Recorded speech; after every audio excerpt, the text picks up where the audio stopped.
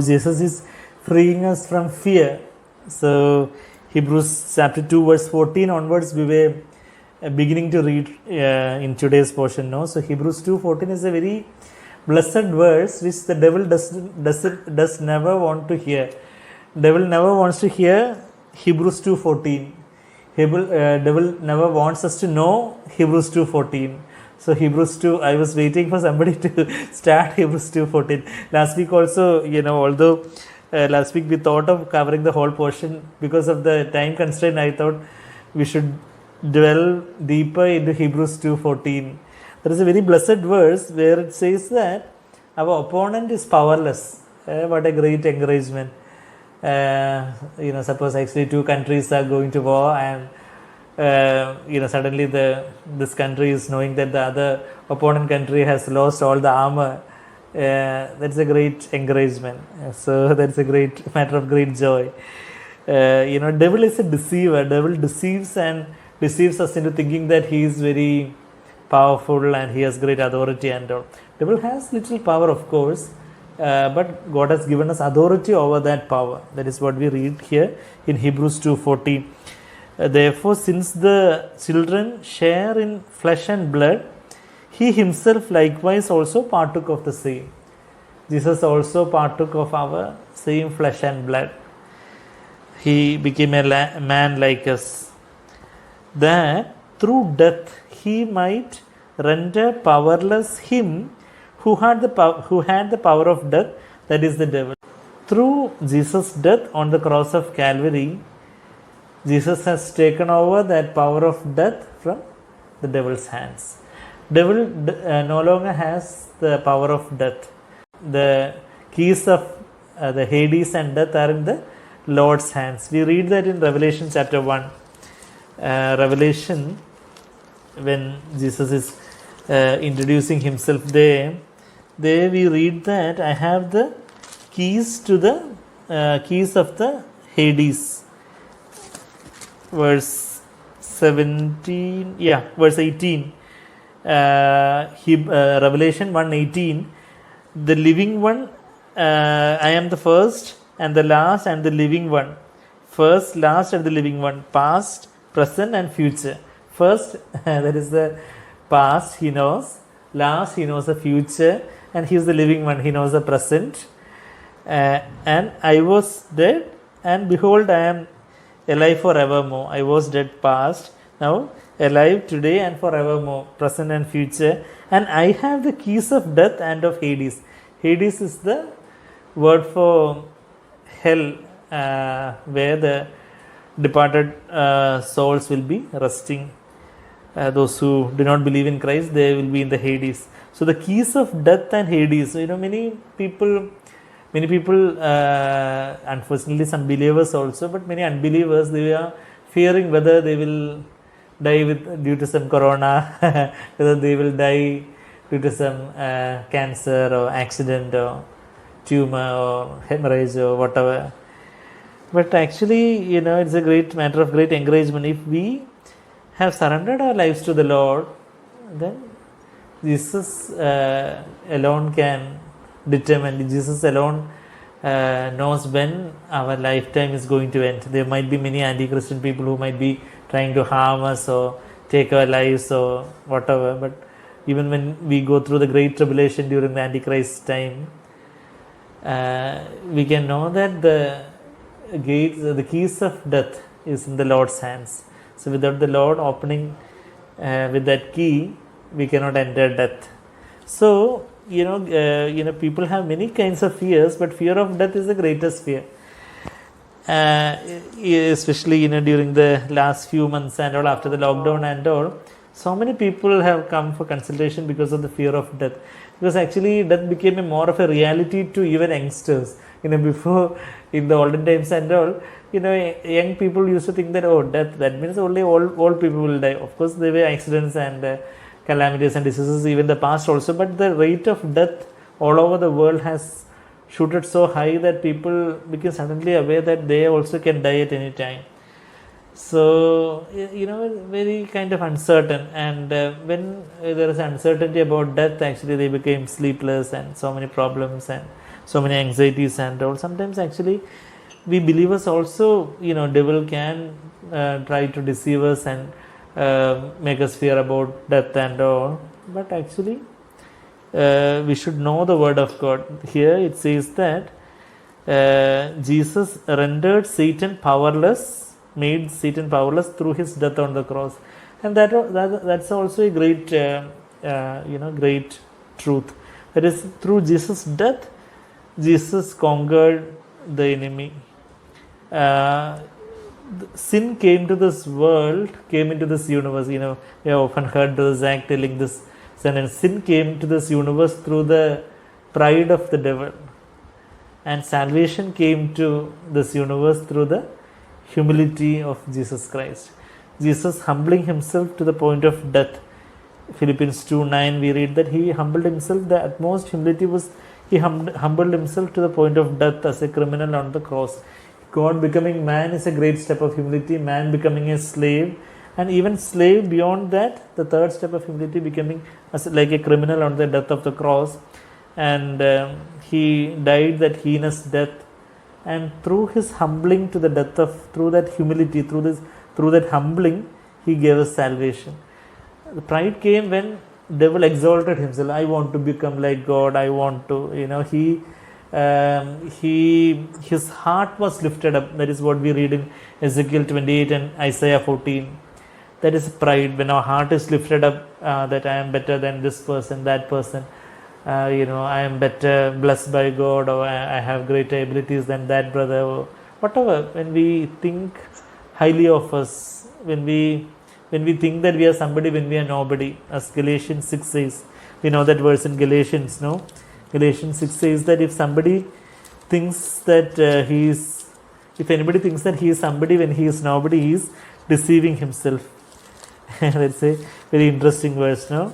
I hope it is familiar with all of us. Galatians 6:3. If anyone thinks he is something when he is actually nothing, we all are nothing before God. We are zero left to ourselves. But when we begin to think that I am somebody, oh, God is using me, or I have I know this much of the Bible, or I have so much of money, or I have so much of education, I think that I am somebody, I am exalting myself, then he is deceiving himself. That is what is said over there in Galatians 6:3. So devil brought sin to this universe through his own exalting himself. Even Antichrist will be exalting himself in the most holy place. That is what we read in 2 Thessalonians 2:4. Antichrist, the primary mark is that he is exalting himself. This is the spirit of the Antichrist. So we can also have that spirit of exalting ourselves and becoming proud and boasting and being arrogant and being lauding over other people, making other people's lives miserable. So that is actually exalting. But how Jesus paved the way for salvation? He humbled himself to the point of death. Only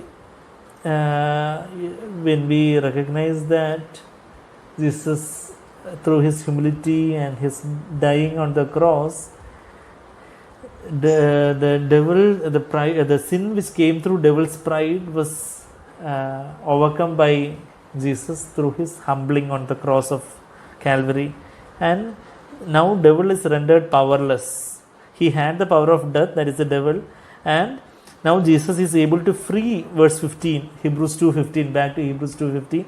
Jesus is able to, through rendering the devil powerless through his dying on the cross, Jesus is able to free us who through the fear of death were subject to slavery all their lives. All our lives we were in a slavery, we were in a bondage, that whether I would die, when will the death come, what uncertainty, what will happen in the future, whether I will get some sickness. So that fear of death was taken away. We can be free from that fear of death. Even if I die, I'll be in the presence of the Father, literally in heaven, the same moment. So I need not fear death. Without God allowing, nobody can touch. Even the hairs of my head are numbered. Luke 12:7.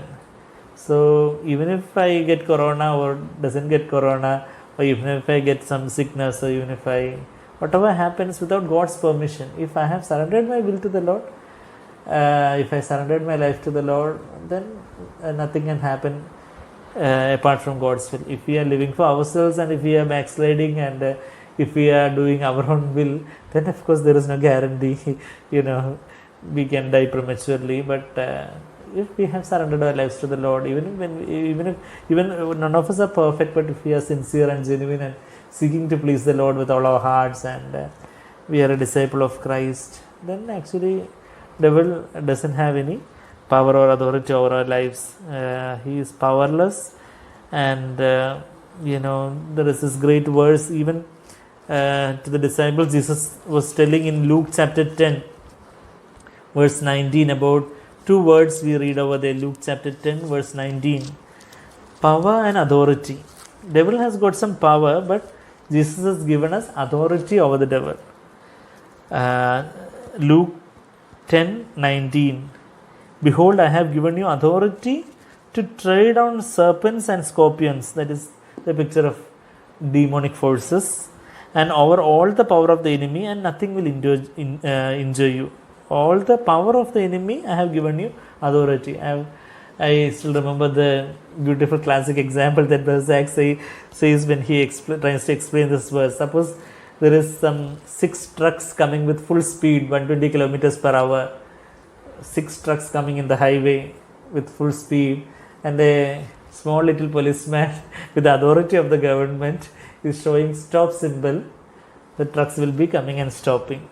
So the truck has got some power, but this man, he has the authority of the government of India, and with that authority is telling stop, and that although the truck has got some power, the truck will be obeying. So devil has got some power, that's why he is doing still signs and wonders and all.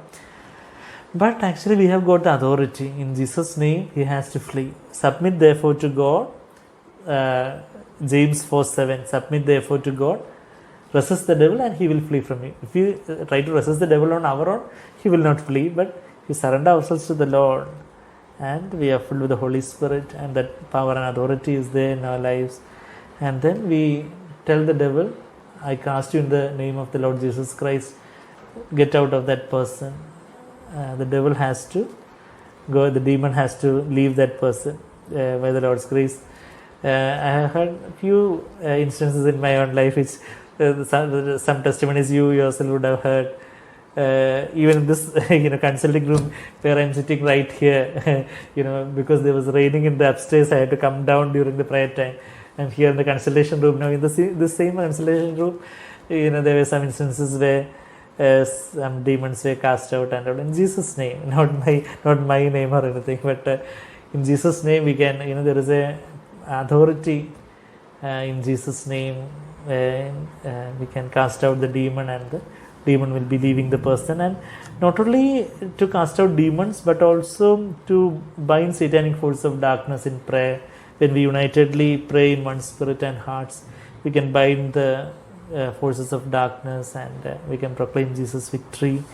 And in our own lives, when the devil might be trying to torment us or torture us in some ways or other, but whatever be that, if we surrender before the Lord and proclaim the victory that Jesus has won for us, he has already won that victory for us on the cross. We need not battle like some Gusti people against the devil. Devil is already a defeated enemy.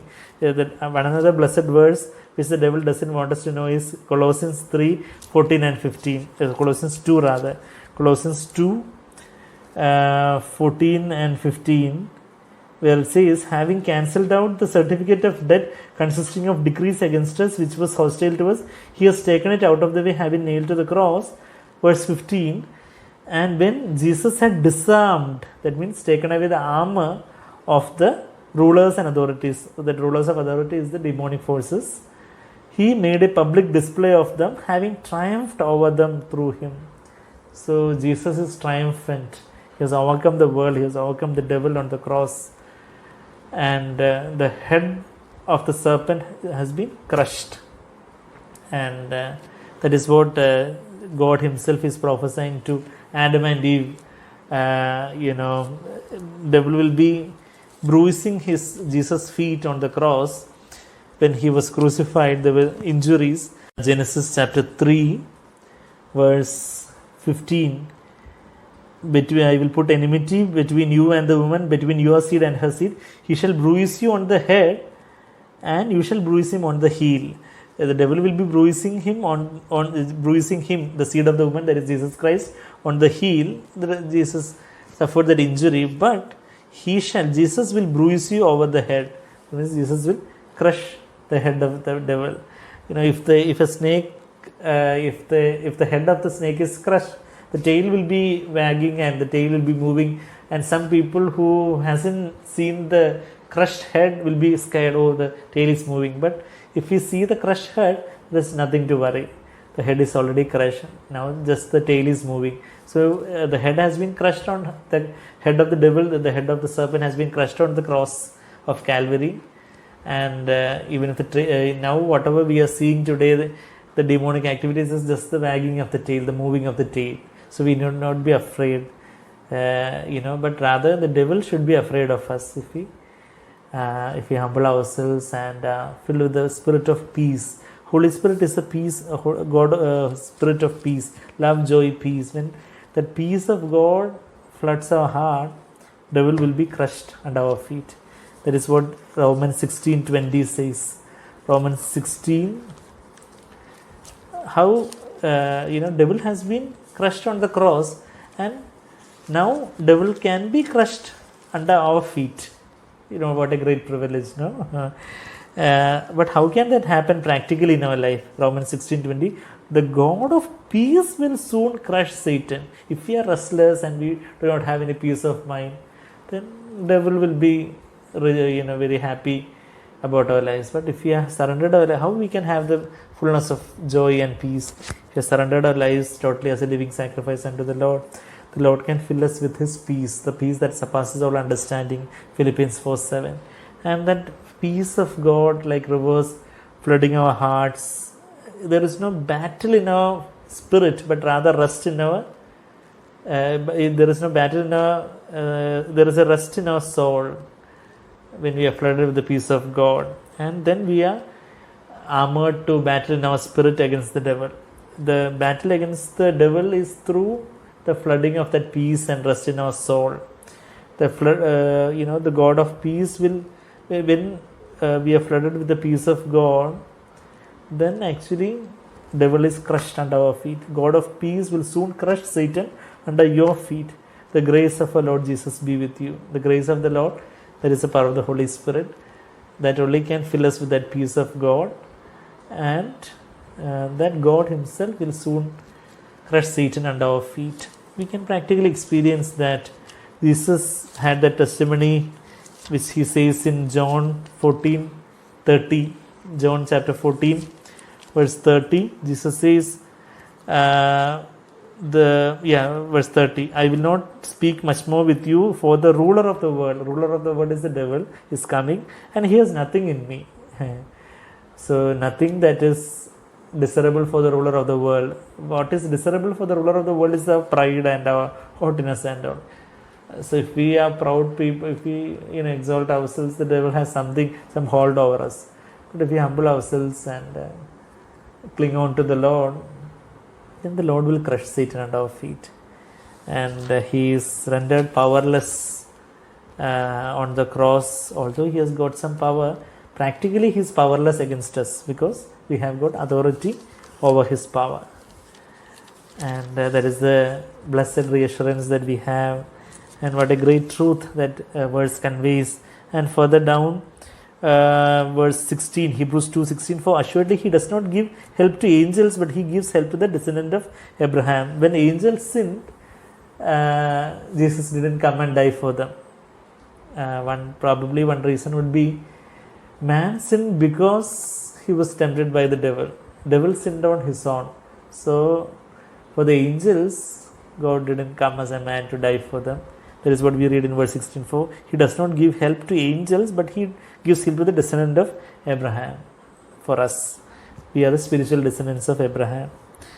Therefore, He had to be, because He is giving help, how He is giving help to the descendant of Abraham, He had to be made like His brethren in all things, last week we were seeing Jesus was not made like the children of the Jesus was not made like unbelievers in all things, but to believers in all things. Children like his brethren means to the believers, just like those who are born of God has the new birth, and old man has been crucified for them. Romans 6:6. When Jesus was born of the Holy Spirit in Mary's womb, Jesus didn't have an old man to be crucified, because Jesus, just like a believer's, his Christian life starts with new birth. Jesus' life started when he was born of the Mary's womb. So Jesus' starting point is that birth from his his conception, but our starting point would be the new birth. So Jesus was made equal to his brethren in all things, not like how when we were unbelievers. When we were unbelievers, we had the old man, but as far as a believer is concerned, that old man, our flesh is not yet dead. Our flesh has to be crucified daily. Flesh is our self-will, but the old man is the old mindset to continue in sin. That is dead for a true believer. None of us true believers would want to continue in sin. We might fall into sin because of yielding to flesh, but that old man, that old mindset to continue in sin has been crucified on the cross. That is what happened